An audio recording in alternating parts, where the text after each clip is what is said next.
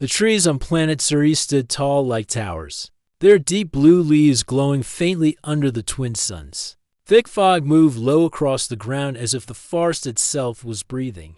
Among the silence of the morning, a human named Tom walked slowly through the woods. He carried a scanner in one hand and a metal box on his back. His boots left deep marks in the soft dirt as he searched for broken satellite parts and rare minerals for trade. Tom was not from Surrey. He had come from Earth as part of an old research mission, but the other humans had left years ago. Now he lived alone near the edge of the forest, fixing old machines and sending data to orbiting stations. He liked the quiet, but something felt strange that morning. His scanner kept making sharp beeping sounds, not from metal or stone, but something different.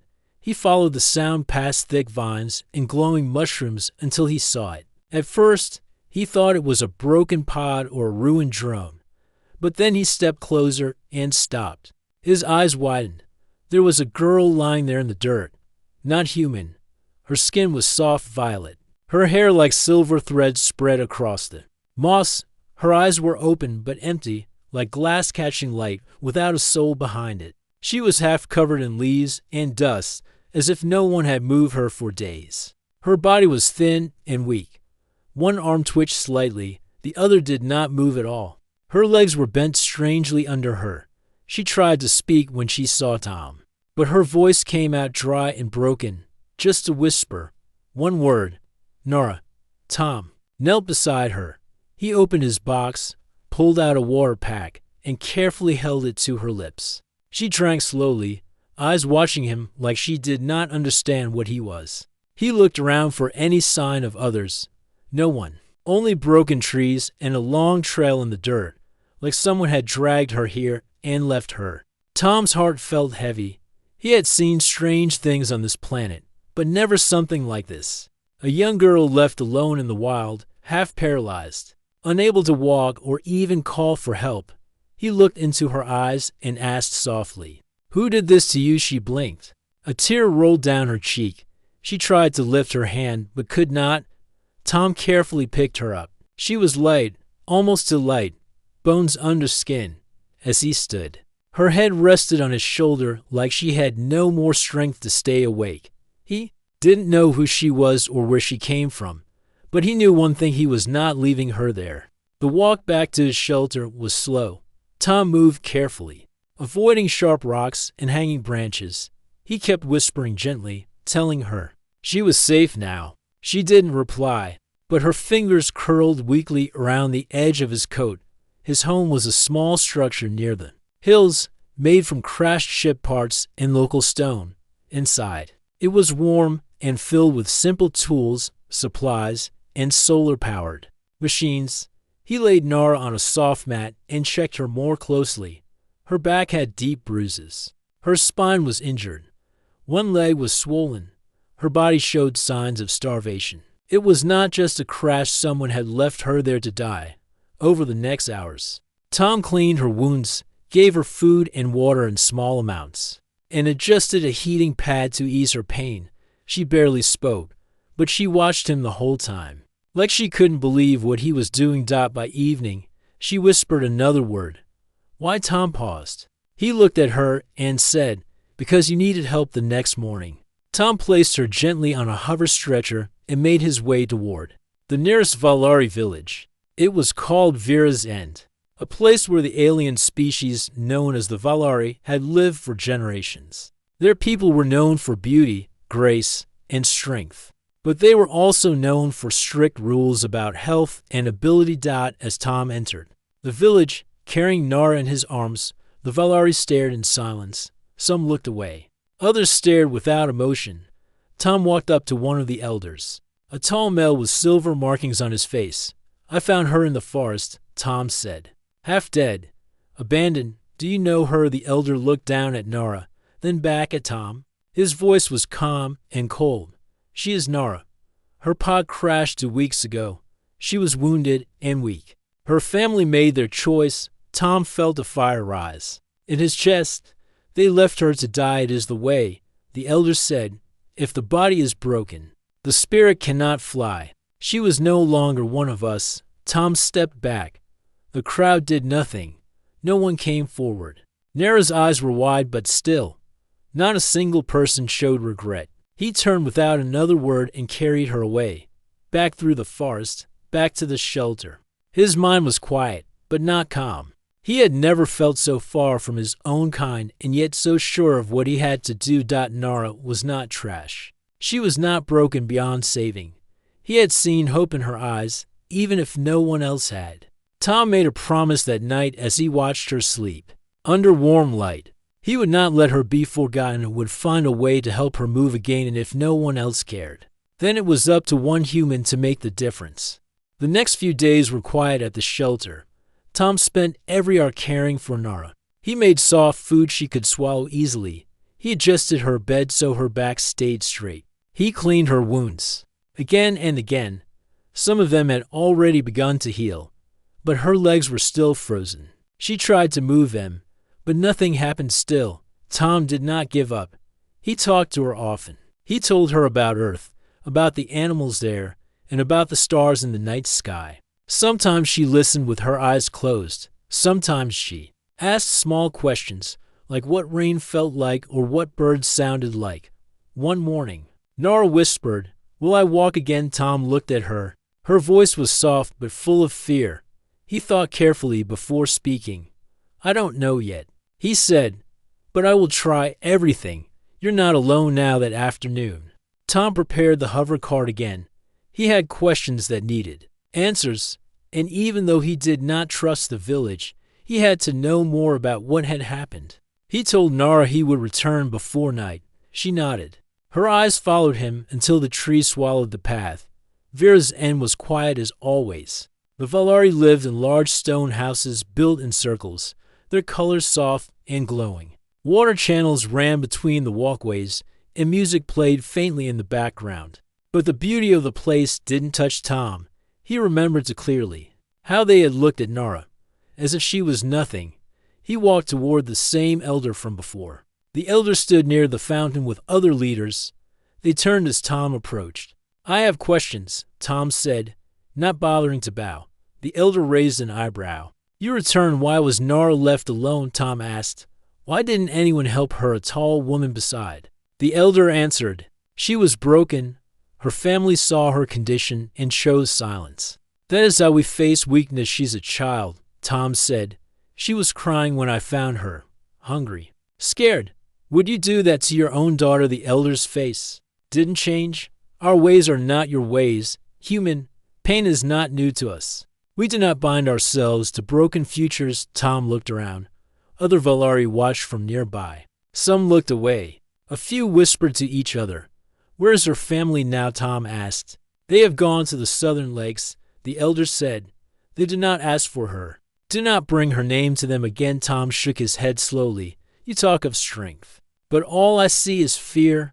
You feared her pain, so you left it behind." The elder narrowed his eyes.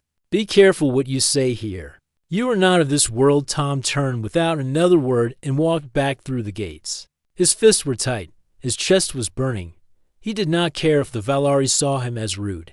They had shown no heart, no kindness. By the time he returned to the shelter, Nara was asleep. Her face was calm, her breathing steady. Tom sat beside her and whispered, "They won't help, but I will." The next day, Tom began something new. He built a support frame out of old machine parts. It looked simple, but it was strong. He wrapped soft cloth around the arms and used a belt to hold Nara upright, slowly, carefully. He helped her sit for the first time. Her eyes widened. "I feel dizzy." "That's normal," Tom said. "You've been lying flat for too long." She sat for 5 minutes, then 10. By the third day, she could sit for nearly an hour. Her back hurt, and her hands sometimes shook, but she never asked to stop. Tom saw the change in her eyes. She was starting to believe in herself. Each day, he added more. Gentle leg stretches, finger exercises, warm baths with mineral water to relax her muscles. He didn't know if she would ever walk again, but he knew one thing: her body was fighting to return at night while eating a bowl of soup. Nara looked at him and said, "I don't understand you." Tom smiled. "What do you mean you're not Valari?" You don't know me. Why do you help me this much?" He looked at her for a moment before answering. "Because someone should have. Because I don't leave people behind." She nodded slowly.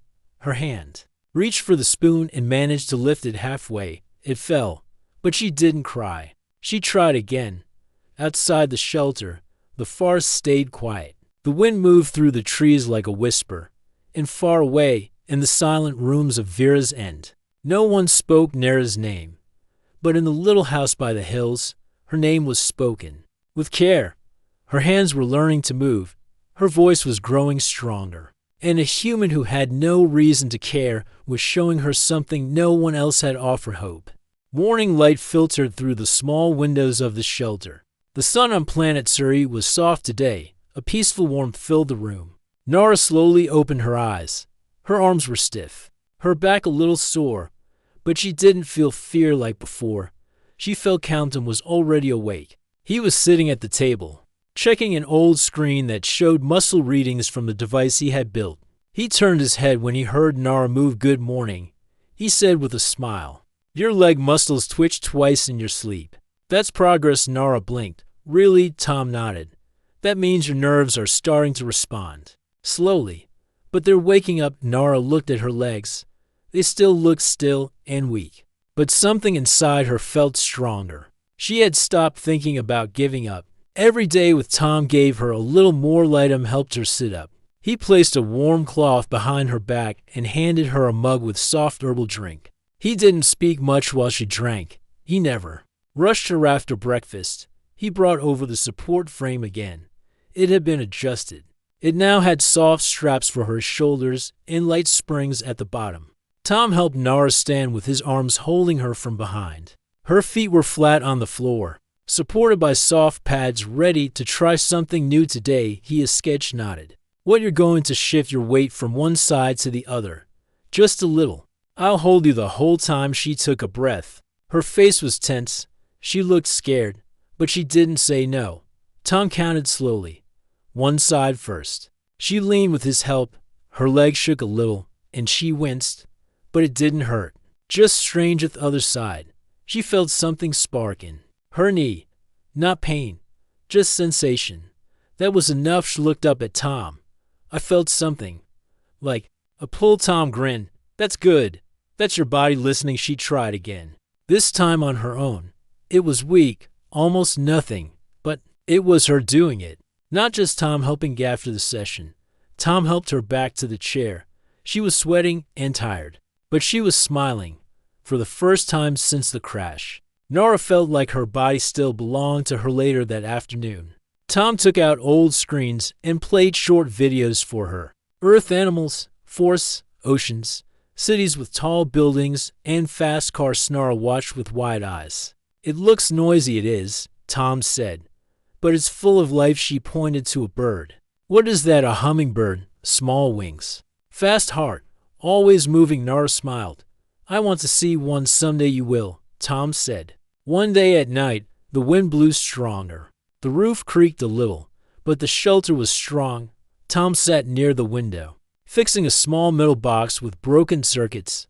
Nara lay on her bed, watching the stars through the glass above. She suddenly asked, "Were you ever hurt like me?" Tom looked at her. His hand stopped working. He thought for a moment before speaking. "Once," he said. "A long time ago. My ship was hit. I lost movement in my arm for 6 months." Nara stared. "Did they leave you behind?" "No," he said. "I had someone. She stayed with me. Help me heal." Nara looked away. "You were lucky I was," Tom said quietly. "And now it's your turn." Silence filled the room for a few minutes.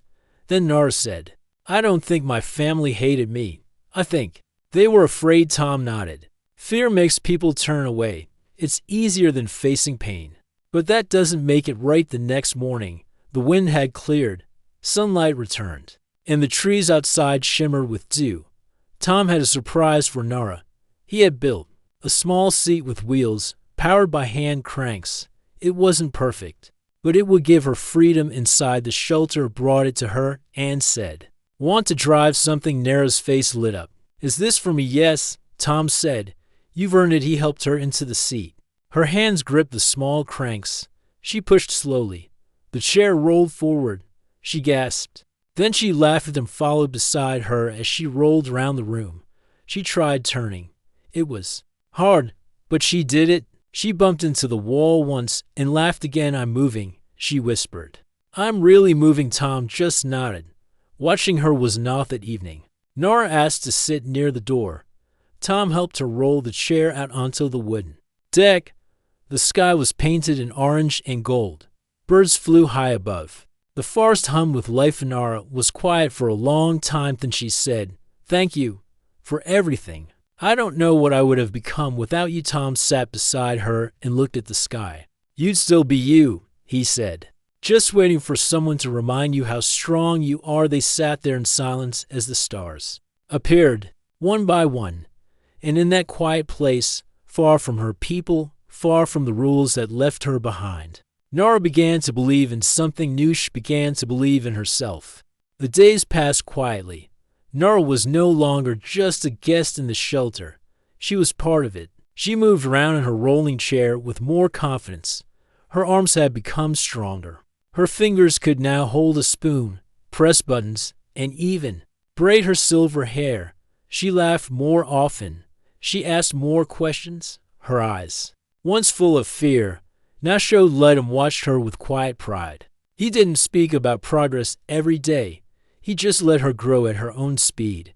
He gave her space when she needed to be alone and sat beside her when she wanted to talk. Their bond grew without needing big words. It was built from small actions, patient hours, and silent trust. On afternoon, while Tom was outside fixing a solar panel, Nora looked up at the trees and whispered, "I want to go further." Beyond the deck. Tom paused. "You mean outside the shelter?" She nodded. "Yes, I want to see the forest, even if it's just a short trip." Tom smiled. "Then we'll go tomorrow." The next morning, Tom attached larger wheels to the rolling chair and added a safety strap across her lap. He also placed a small scanner on the front to alert them if the terrain was rough. Nora was excited. It would be her first time outside the shelter since the crash. They moved slowly along the path. The forest around them was calm. Birds flew between the trees. Strange glowing flowers opened in the sunlight.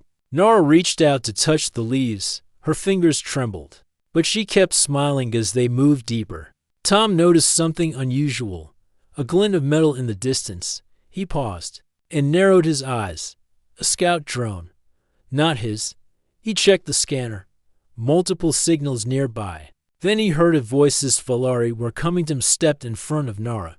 "Stay behind me soon." A group of 5 Valari appeared from behind the trees. They were dressed in light armor, carrying energy staffs, but not in an attack stance.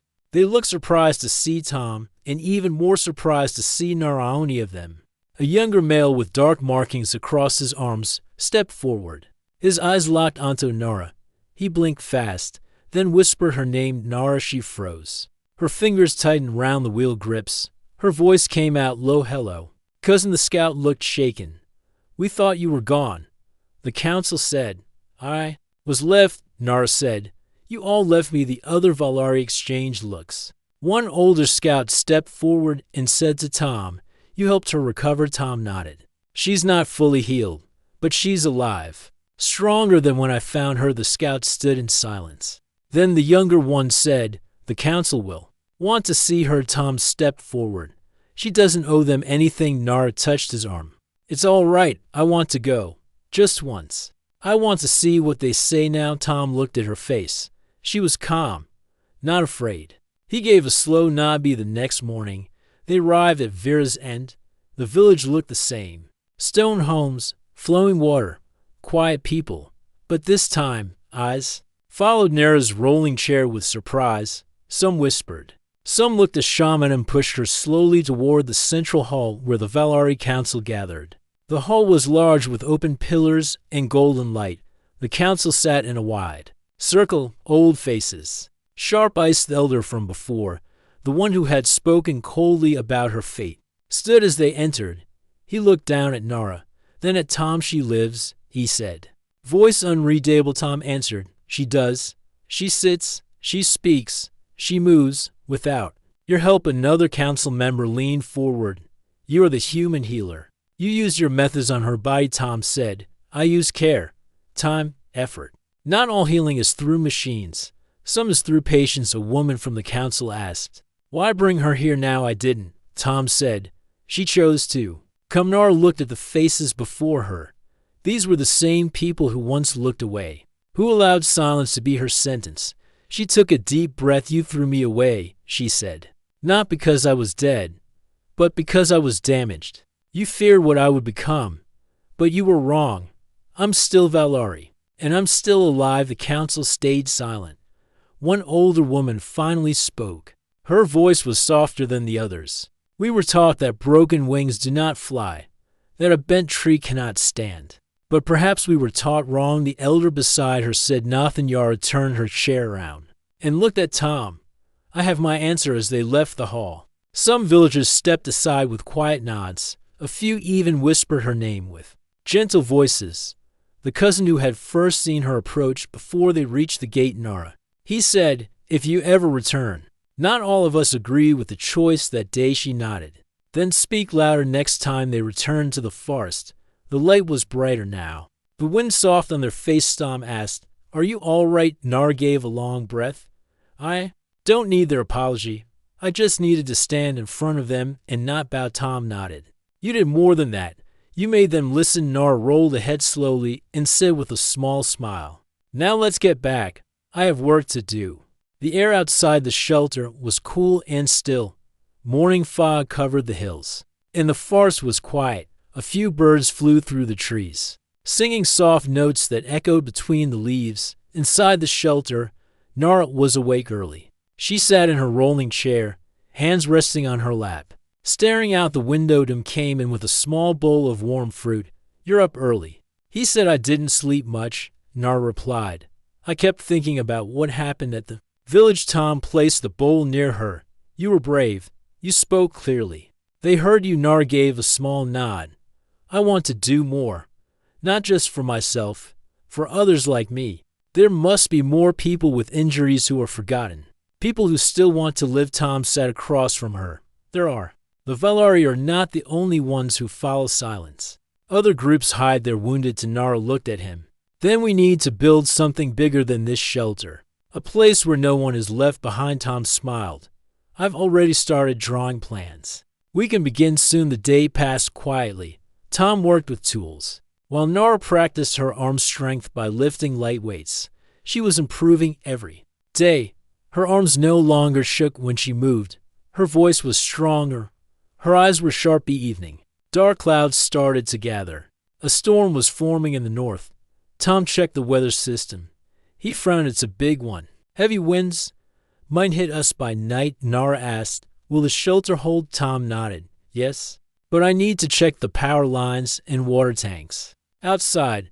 I'll be back before it starts. Nara offered to help, but Tom shook his head. You stay here. You've done enough today. He placed her chair near the window and gave her a small hand light in case the power flickered. Then he left, taking a toolkit and heading into the trees. Rain started within an hour. Slow drops at first, then heavier. Thunder rolled across the sky. The lights inside the shelter blinked once, then again. Nara waited, watching the door. But Tom didn't return. Another hour passed. Wind slammed against the shelter walls. A loud crash echoed outside. Nara's heart raced. She wheeled closer to the screen that showed outside cameras. One of the water tanks had fallen. The power reading was unstable. One panel was overloaded. The system needed to be reset, or the heat and lights might go out. Stared at the buttons. She had seen Tom use them before. She knew the steps, but her hands had never done it. Alanish took a deep breath. You can do this, she whispered, strolling over to the control panel. She lifted her right hand. Her fingers moved slowly, but with purpose. She entered the command line Tom had taught her. The screen blinked. A red warning flashed. The system was shifting to emergency mode. Dash opened the side panel with effort. Tiny wires were inside. She reached with shaking fingers and pulled the first switch, then the second. A small spark flew out, but nothing burned. The red light stopped blinking. Power held. Nara leaned back in her chair, breathing hard. Her arms were tired. Her shirt was wet with sweat. But she had done it. She didn't wait long before rolling back to the front door. The rain was still falling hard. Lightning flashed across the sky, and then she saw movement and was walking slowly, one arm holding his side. His jacket was torn, and his face was scratched. He had fallen somewhere. He looked up and saw her in the doorway. "You're still awake," he said, voice tired. She wheeled forward and reached out. "What happened?" Tree branch snapped near the tank. "Hit my side."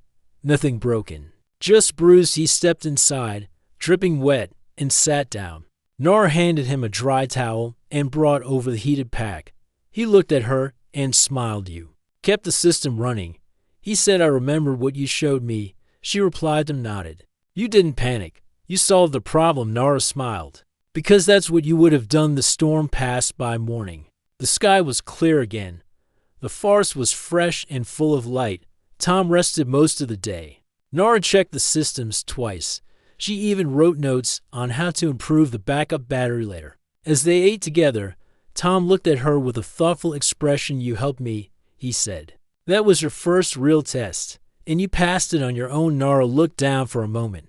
Then she said, "I didn't feel afraid this time. I felt like I was needed. Like I was strong." Tom nodded. "You are. You're more than what happened to you, and you're more than what they believed." Nora smiled again. "Then let's keep building. Not just machines. Let's build something that changes how people think, so no one else gets left behind like I was." Tom raised his mug. To that future they tapped mugs gently. The stars began to shine above the shelter again. And in that quiet space, something powerful was born. Not just healing, not just recovery, but purpose. The shelter was quiet after the storm. The walls had held strong, and the power systems were still stable. Tom had repaired the water tank by morning, and Nora checked the wires to make sure everything was in order. She moved faster in her rolling chair now. Her hands were steady. Her voice was clear. Each day she trained harder. She lifted small weights. She practiced moving her legs with the help of elastic cords Tom had placed under the bed. Her legs still trembled, but something inside them was changing. Tom saw it in the way her feet twitched when she slept. The nerves were waking upon afternoon. While they were planting small herbs near the edge of the clearing, a signal came from the communication tower. Tom checked the screen and frowned. "The Valari Council is sending a team," he said. Nora looked up. "Why now?" Tom read the message again. "They say they want to see your progress. They've heard from scouts that you're improving. They're curious and maybe worried." Nora tightened her grip on the wheel. "Let them come. I'm not hiding anymore." 2 days later, the Valari arrived. This time it was not just scouts. A full group from the council had come. They wore long robes and carried digital scrolls. Some looked curious, others looked cautious. One of them, a woman with white lines painted down her cheeks, stepped forward and spoke first. "You are Nora?" She said. "I am," Nora replied, her voice steady. "And you, human," the woman said, turning to Tom. "You are the one who kept her alive using methods outside our teachings." Tom nodded. "I didn't just keep her alive. I helped her live better." The woman looked around the shelter. Her eyes moved from the machines to the training tools and the support frame in the corner. She pointed at it. "What is that?" "A mobility frame," Tom said. "It helps her learn to stand and balance." Another council member, an older man with silver eyes, stepped closer. "Our people do not use such things. We believe if the body cannot support itself, then the spirit must move on." Tom looked straight at him. "And how many people have you let go because of that belief?" Silence followed. Wet councilwoman turned back to Nora. "You speak clearly. You look stronger. But are you truly better?" Nora took a deep breath. She unlocked her chair and wheeled forward, slowly, confidently. She reached a spot where a small wooden pole had been placed in the ground. Then, using her hands and arms, she pulled herself up with the help of the support from mesh. Stood not for long, just for a few seconds, but she stood. Council stared in silence. No one moved. Nora held on, shaking slightly, and said, "You call me broken, but I am healing. I am still Valari, even if I needed help from someone outside our people." The older man stepped forward. "This is unnatural. It goes against tradition," Tom replied calmly. Then maybe tradition needs to change. The white line woman raised a hand to silence the others. What exactly did you do to help her? Tom explained everything. The therapy, the machines, the slow progress, the trust and patience. He showed data, muscle scans, and video clips. He even opened his notebooks filled with drawings and notes written in both human and Valari language. And younger council member leaned forward. These methods, could they help others with old injuries? Tom nodded. Yes, with time. Not all will recover fully, but many can live better, stronger, happier. The council looked at each other. Some eyes showed doubt, some showed interest. Nara rolled her chair beside Tom. She looked at them and said, You left me behind, but this human stayed. He believed in something better, and now I believe it too. If you really care about our people, then open your minds. Let us try. The councilwoman stepped forward. She reached out and touched Nara's shoulder gently. You are brave, she said. Your spirit did not fade. It grew brighter. The council agreed to return in 1 week with a full report. They would speak with the elders and decide whether to allow the human healing method to be tested across other villages. As they left, Tom and Nara stood quietly by the shelter gate. You did well. Tom said. I said what needed to be said. Nara replied. Now it's up to them. Tom looked up at the sky. Some changes take time, but you've already started something big. Later that evening, they worked together on new plans. They drew the design for a larger space, a center for healing, with beds, support tools, and training rooms. A place where no one would be thrown away. They named it the Rising Howland. As the stars appeared, Nara whispered, Even if they say no, we will still build it, right? Tom smiled. Yes, because it's the right thing to do. The sun rose slowly over the forest, sending golden light through the trees. The morning was calm. Birds sang quietly. Nara sat outside the shelter, her eyes watching the light dance on the leaves. Tom was nearby, fixing the solar panels. The air smelled fresh and clean. Months had passed since the council's visit. The village of Vera's End was still quiet about the changes. Some people accepted the idea of healing through patience and technology. Others resisted. But Nara and Tom had already begun building something new. The Rising Hall was no longer just a plan. It stood near the shelter, a large building made of stone and metal, with wide windows and warm light inside. It had rooms for healing, training spaces, and quiet corners for rest. It was a place where anyone broken could come and find hope. Nara looked around the hall as she wheeled through the halls. Other Valari were here now. Some walked with help, some used tools like hers. Their faces showed relief, joy, and sometimes tears. The hall was becoming a home for many who had been left behind in day. The council sent a messenger, a request, to meet Nara and Tom again. This time it was not for judgment, but for gratitude and questions. The leaders wanted to learn more about the new methods. They wanted to understand how healing could be part of their future. Nara felt nervous. As they entered the council hall, the faces that once looked away now watched her closely. The elder who had once spoken coldly stood and bowed slightly. You have changed much, Nara, and your courage has taught us humility. She smiled softly. I have changed because someone believed in me, because I did not give up on myself. The future is not made by silence or fear, but by hope and action. Tom nodded. Healing is not weakness, it is strength. It takes patience, love, and time, and sometimes it takes the courage to try something new. The council listened carefully. Some asked many questions, others remained quiet, but all knew that the world was shifting. After the meeting, Nara returned to the Rising Hall. She wheeled to the center room where a group of young Valari were learning to move again. She helped them with smiles and gentle words. She told them stories of Earth and the stars.